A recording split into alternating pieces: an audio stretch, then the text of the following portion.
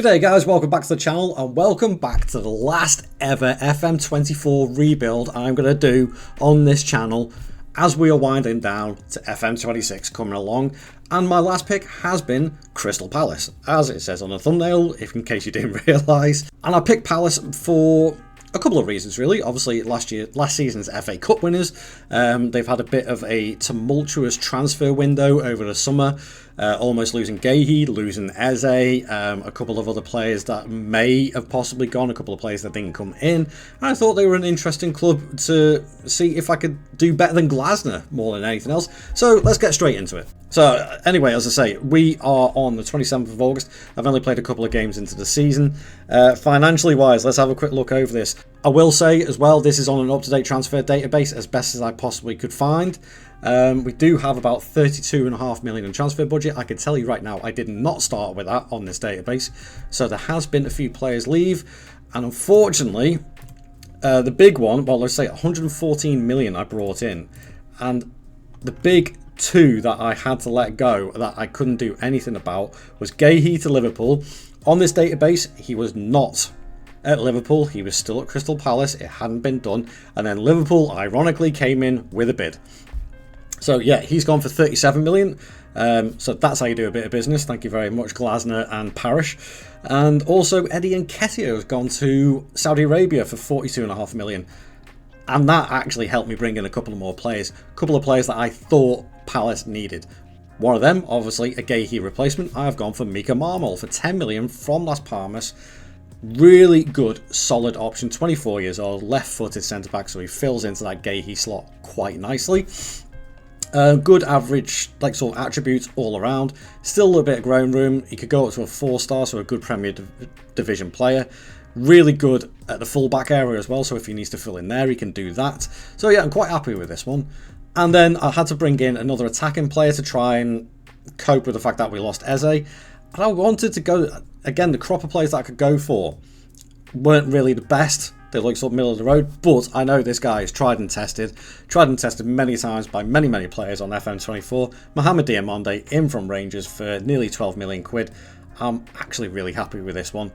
Really happy with this because I know he's good all round. He's got great first touch and dribbling, great passing, great technique, good mentals, reasonably decent physicals. He can play in that attacking midfield spot, no problem whatsoever.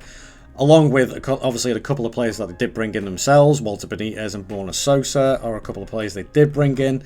And that is it for the transfer side of things. Club vision-wise, we are in the Conference League, so they want us to reach the latter stages of that. Top half finish, be competitive in the other cups. Not a problem at all. I'm quite happy with that. And with the schedule, we've started off really well. We'll have a look at the tactics in a second. But a 1-0 win at Selhurst Park against Bournemouth, very nice indeed. A 2-1 win versus Brentford at Brentford, quite happy with that.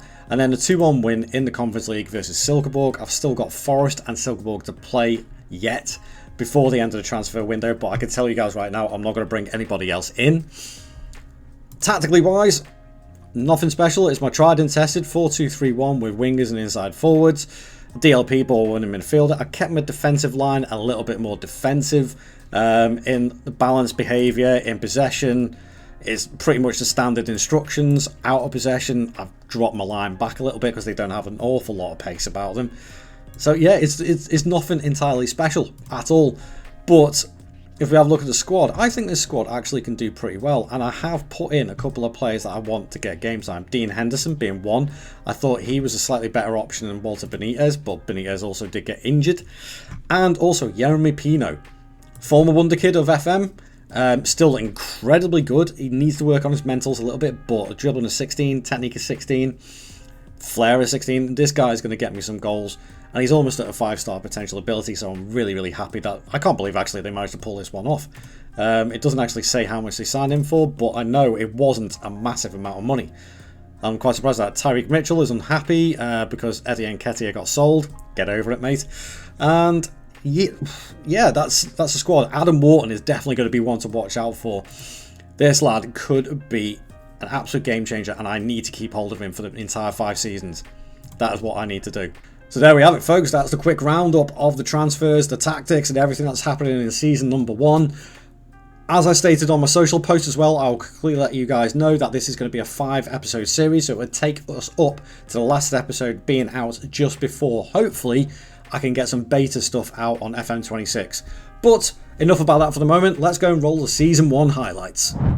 Crystal Palace's first season after that historic FA Cup win was all about building momentum, but did we manage it? In the Carabao Cup, it was heartbreak straight away, knocked out on penalties by derby rivals Brighton. And any dream of retaining the FA Cup ended in the quarter-finals with a tough 3-0 defeat to Aston Villa. That came after solid wins over Everton, MK Dons and Cheltenham.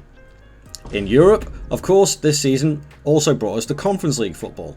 We battled through the group stage with wins against Young Boys, Noah and Legia Warsaw as we finished second in the group.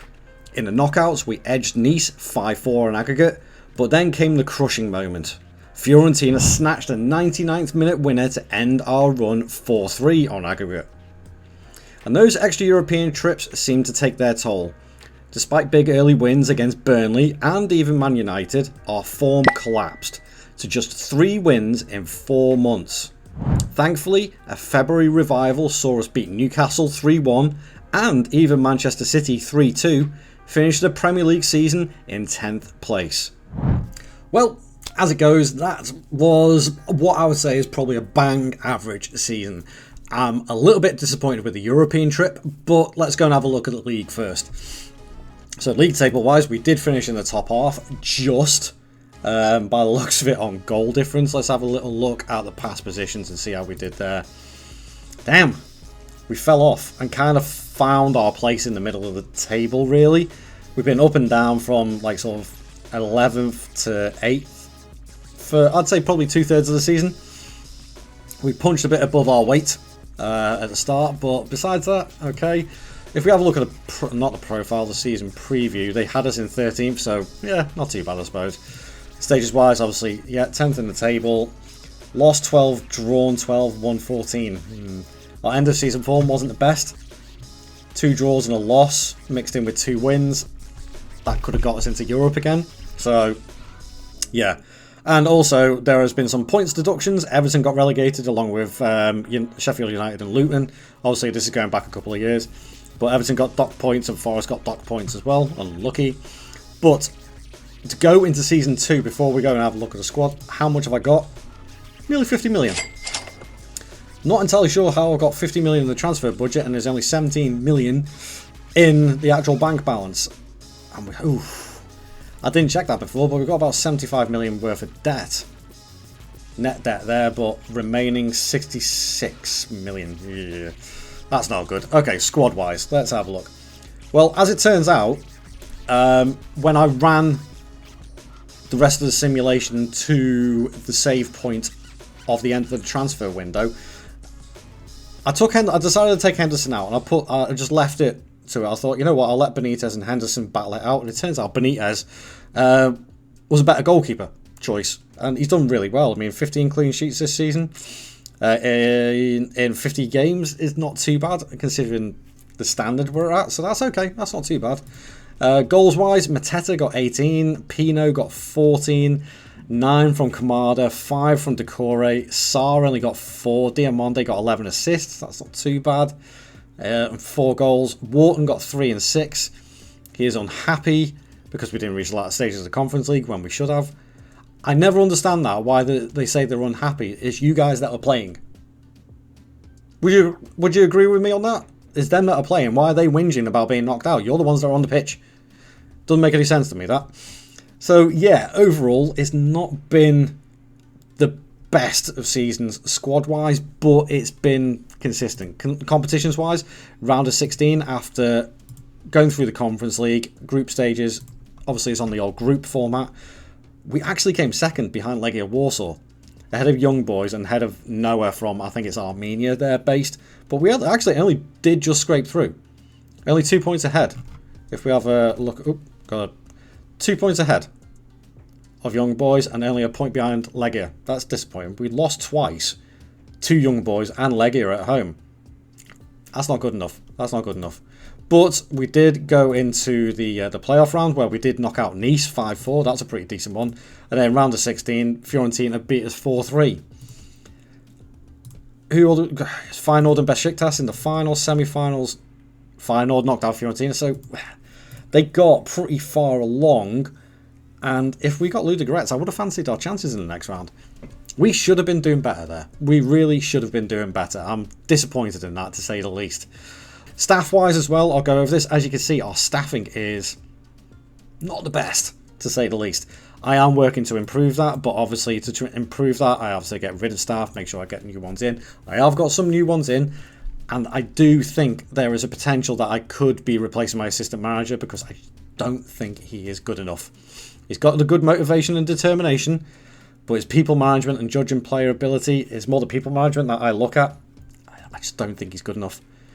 He needs that to be level with the motivating to be decent, in my opinion. But there we have it, guys. That is the end of season number 1. And it's been a bit of a meh season, but we did finish top half of the table, which is one of the targets that we needed. We were reasonably competitive in the cups, but now is the time to build and hopefully not get a second season syndrome. If you did like in this video, make sure you do leave a like below and subscribe to the channel. Leave a comment on it, and we are still pushing for 500 subs. We are almost there. Almost there. I also have videos out on Sorted Out SI now as well, so make sure you pop over there and go and have a look at those videos. And I'll see you guys in the next one. Thank you very much for watching. I'll see you later. Ta-ra.